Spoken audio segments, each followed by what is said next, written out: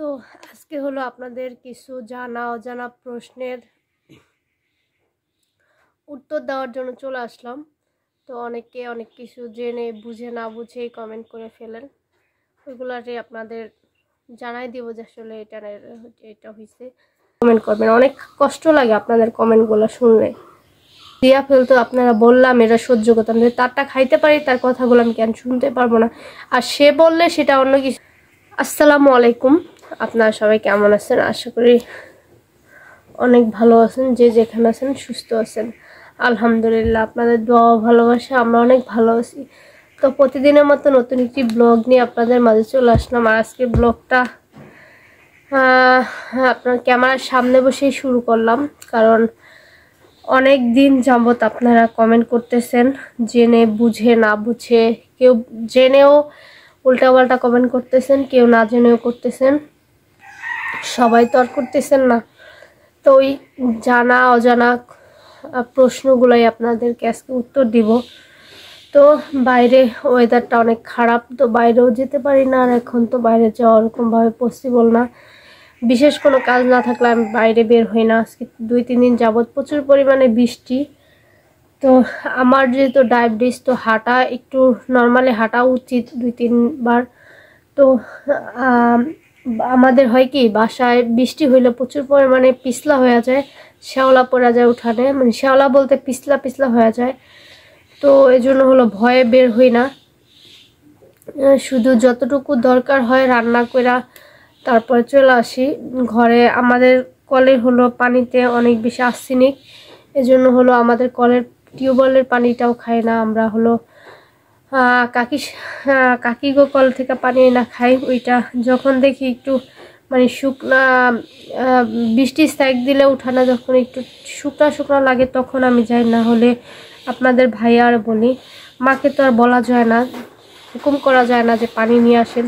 তো আপনাদের ভাইয়ারা বলি যে আমাকে একটু পানি না দাও, কারণ বাইরে তো ভিজা পিছল, আমি গেলে পড়া যেতে পারি। আর বিশেষ করে আমি বৃষ্টির দিন হলে কম বের হই, কারণ আমি বেশি হাঁটাচলা করি না, কারণ আমি নির্ঘাত আমি যদি বাইরে যাই পড়বই।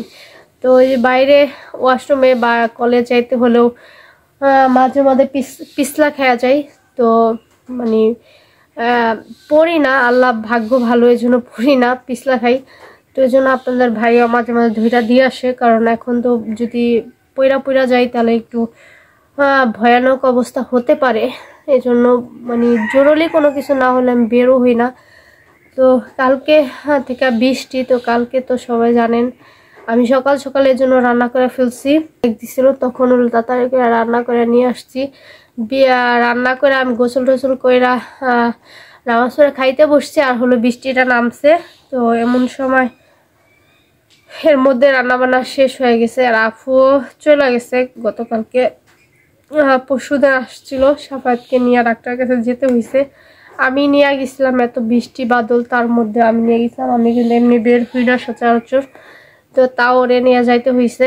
আফু হলো যাবে না, কিছু করার নাই, যেহেতু বাচ্চাটা অসুস্থ, তো আমারই নিয়ে যেতে হয়েছে। আপনাদের ভাইয়ার আমি বৃষ্টি মাথায় করে ছাতা নিয়ে চলে গেছি ডাক্তারের কাছে, ডাক্তার দেখায় নিয়ে আসছি। কালকে হলো আমার ভাত হয়ে গেছে, ডাল হয়ে গেছে, হয়তো আর আধা ঘন্টা আমাকে সময় দিলে রান্না বান্না কমপ্লিট হয়ে যেত, আফু খাওয়া দাওয়া কইরা যাইতে পারতো।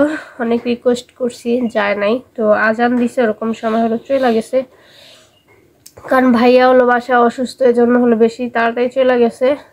সারাদিন তো বৃষ্টি ছিল, সকাল থেকে কিভাবে যাবে, বৃষ্টি একটু থামছে পরে চলে গেছে। তো যাই হোক, ওয়েদারটা খারাপ, গুড়ি গুড়ি বৃষ্টি পড়তেছে, এই জন্য চিন্তা করলাম আপনাদের মাঝে কিছু প্রশ্নের জবাব দেই আপনাদের।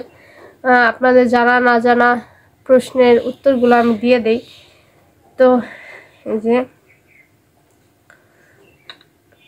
বাসা যেহেতু কেউ নাই, ফাঁকা বাসা, এই জন্য কী করবো, সকালে কাজকর্ম করে ফেলছি, এই জন্য চিন্তা করলাম একটু এখন মানে আপনাদের জানা অজানা প্রশ্নগুলোর অ্যান্সার দেওয়াই যায়। তো অতি ফার্স্টে আমি গত পরশুদিন একটা ভিডিও ছাড়ছিলাম, কালকে ভিডিও ছাড়ি নাই, কারণ বৃষ্টি ছিল, ভিডিও করাও হয় নাই, ছাড়াও হয় নাই।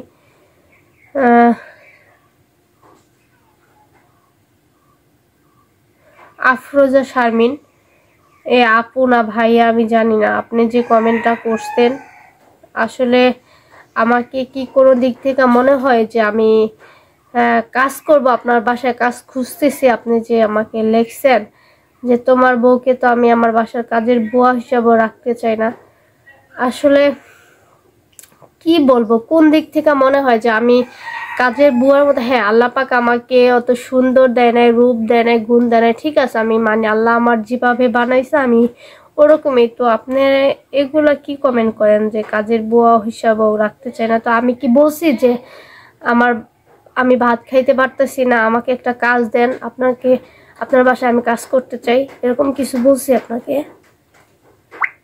মানুষের সম্বন্ধে এগুলা বাজে কমেন্ট করবেন না, ঠিক আছে?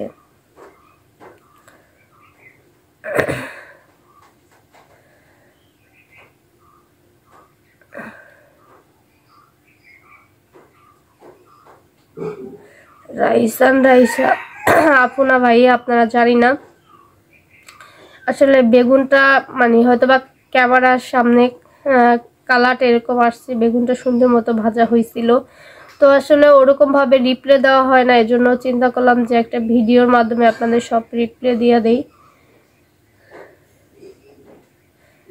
তো ফাহিন ফারহানা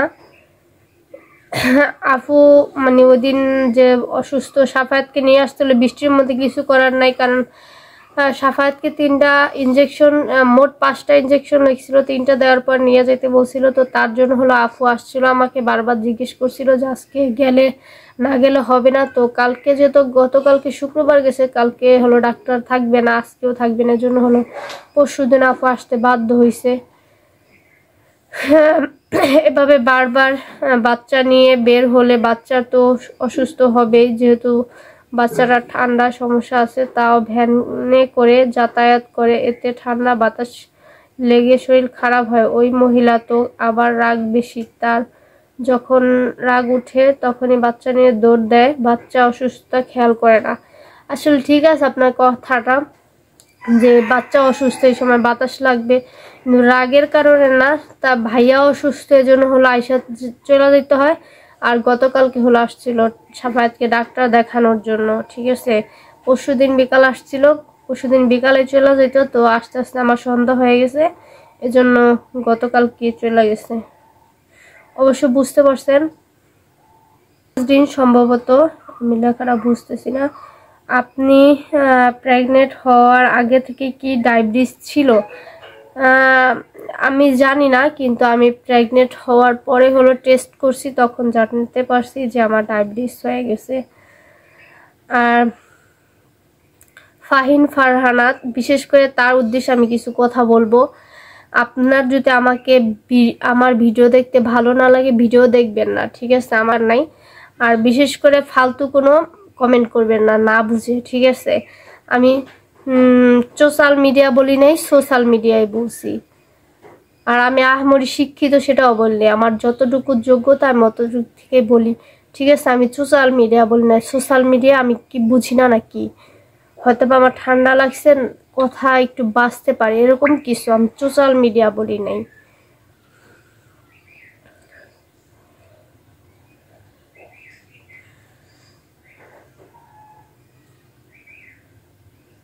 একটা আপু লিখছেন, আপু না ভাইয়া আমি নিজেও জানি না, আমরা আছি আপু আপনার সাথে, থ্যাংক ইউ। অনেকে আমাকে ভালোবাসেন জানি, ভালোবাসা দেন, অনেকে দোয়া করেন, তো যাই হোক।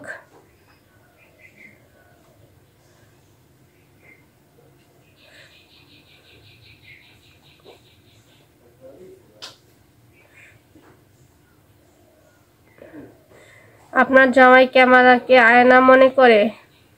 আসলে ও একটু এরকমই, দুষ্টাইম ফাজলাম করতে বেশি পছন্দ করে।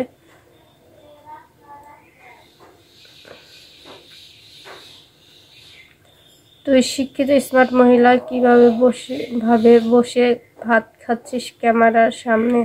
অন্তত ভালো ভদ্রভাবে বস। আসলে বসছিলাম, ওই যে ফারহানা, সে আমার খুদগুলা বিশেষ করে অনেক বেশি ধরে, আমি বসছিলাম ঠিক করে, পরে প্রচুর পরিমাণে পা ব্যথা হয়ে গেছে, মানে আমি এক জায়গায় বলতে আমি মানে আগে যেমন সুন্দর মতো আসা মানে সুন্দর মতো বসতে পারতাম, এখন হলো অনেকক্ষণ যাবত বসতে পারি না, জন্য হাত পা সরাইয়া বসতে হয়। দেখতে খারাপ লাগে সেটা আমিও জানি, কিন্তু ক্যামেরা যেটা চলে গেছে আমি দেখি না। ওই ভিডিওটা পরে আপনাদের ভাইয়া এডিট করে ছাড়ছিল।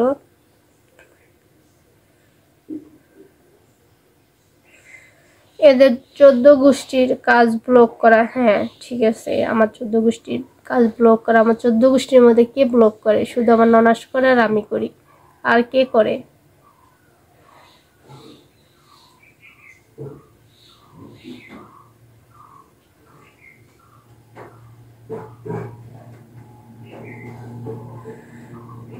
আর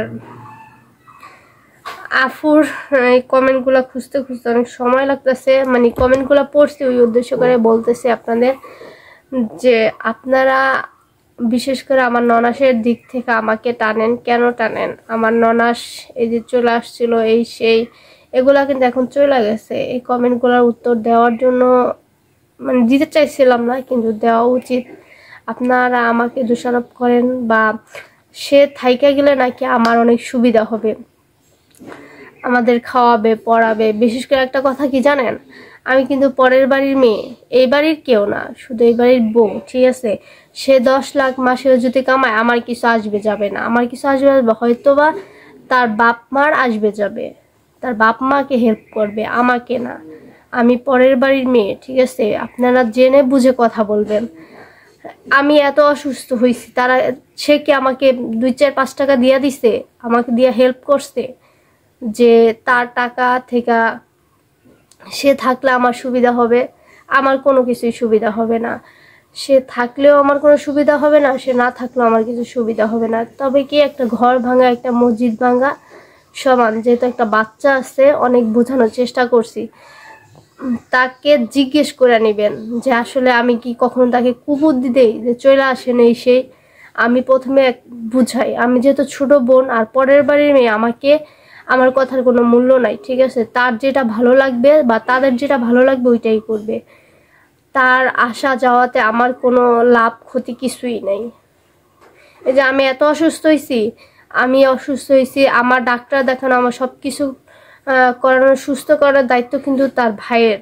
ঠিক আছে, তার ভাইয়ের কিন্তু আহামরি আমাকে অনেক কিছু দিয়া ফেলে নাই। তো আমি এত অসুস্থ হয়েছি, আমার বাবার বাড়ি থেকে এই টাকাই না আমার সুস্থ হইতে হয়েছে। সে আমার 2 টাকা দিয়া দেয় নাই। আমি তো ডাক্তারের পিছনে টাকা দিতে দিতেই আমার জীবন শেষ।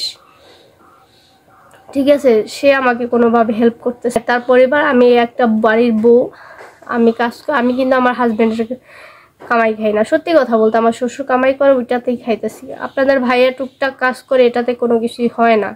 তাই বলে যে আমার ননাস আমাকে খাওয়াইতেছে বা ননাস আমাকে হেল্প করতেছে, দিতেছে, এগুলা ভুল ধারণা আপনাদের।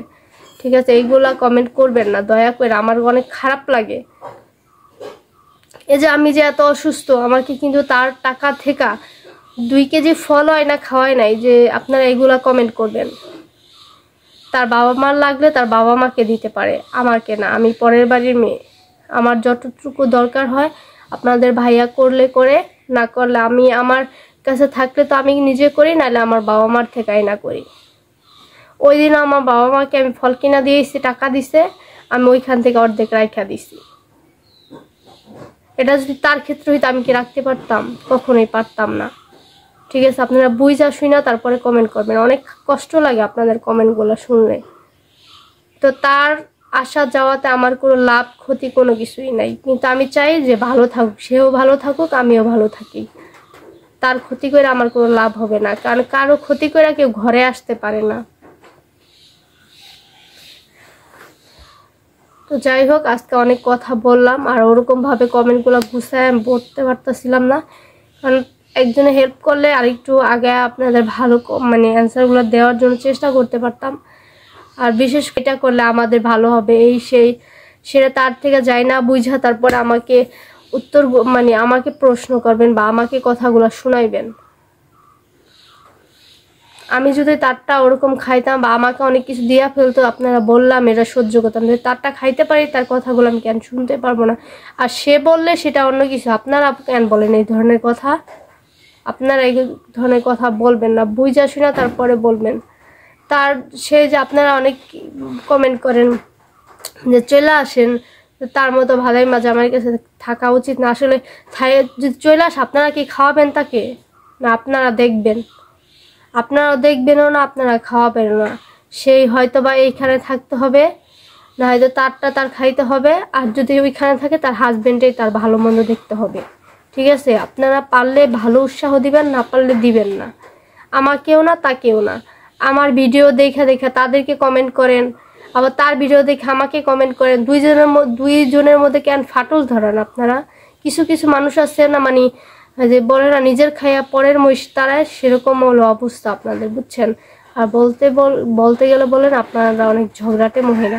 ঝগড়াটে আপনাদের উচিত কথা বললে ভালো না, খারাপ হয়ে যায় না বুঝা তারপরে কমেন্টের উত্তর দিবেন। তো যাই হোক, আজকে আমার কথার মধ্যে কোনো ভুল ত্রুটি হয়ে থাকলে অবশ্যই ক্ষমা দৃষ্টিতে দেখবেন। আসলে আমার মেজাজগুলো খারাপ হয়ে গেছিলো এই ধরনের কমেন্ট শুনে, কারণ আমি কিন্তু তারটা খাইও না, তারটা পড়িও না, বা সে আমাকে 2-4 হাজার টাকা দিয়ে হেল্পও করে নাই যে তা মানে আপনারা এই ধরনের কথা বলবেন।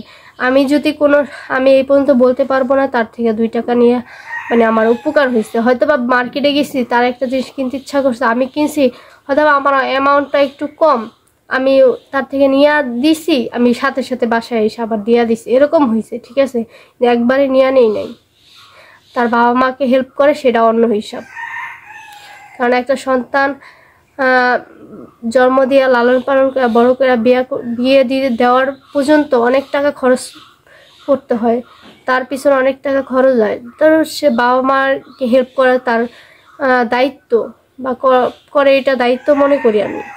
সেটা ছেলে বা হোক আর মেয়ে হোক, সেটা তার বাবা মাকে করে, আমাকে না। তো যাই হোক, আল্লাহ হাফেজ।